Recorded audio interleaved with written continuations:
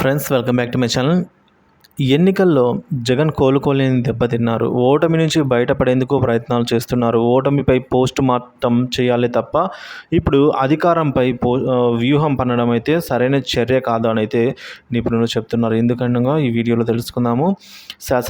శాసన మండలి ద్వారా చంద్రబాబు సర్కార్కు సరైన బుద్ధి చెప్తానని జగన్ హెచ్చరించడం ఇబ్బందికర పరిస్థితులను తప్పకుండా తెచ్చిపెడుతుంది అని చెప్తున్నారు. ఆ పార్టీకి అంతులేని మెజారిటీతో అధికారంలోకి రావడం, కేంద్రంలో కీలకంగా ఉండడం వంటి కారణాలతో చంద్రబాబు అత్యంత శక్తివంతుడయ్యారు. ఇది గమనించి జగన్ అడుగులు వేస్తే మంచిది, ఉత్తమము అని అయితే చెప్తున్నారండి.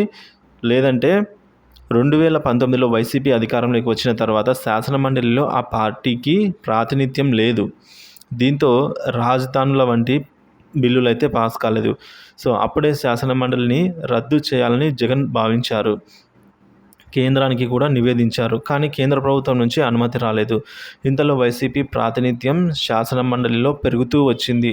సో అప్పుడు దీంతో శాసనమండలి రద్దు అనే అంశం పక్కన పెట్టి వెళ్ళిపోయింది వైసీపీ ప్రభుత్వం.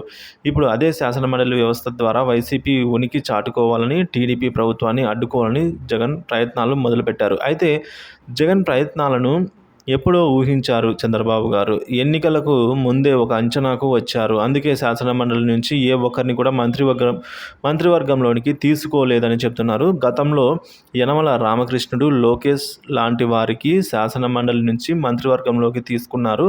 ప్రస్తుతం అయితే శాసనమండలిలో వైసీపీ బలం ఎక్కువగా ఉంది. 58 ఎమ్మెల్సీలకు గాను ఆ పార్టీకి 38 మంది ఎమ్మెల్సీలు ఉన్నారు. కీలక బిల్లు పాస్ కావడంలో అడ్డు తగులుతారని చంద్రబాబు గ్రహించారు. అందుకే అవసరమైతే శాసనమండలిని రద్దు చేయడానికి కూడా వెనకడుగు వెయ్యరు అని చెప్తున్నారు.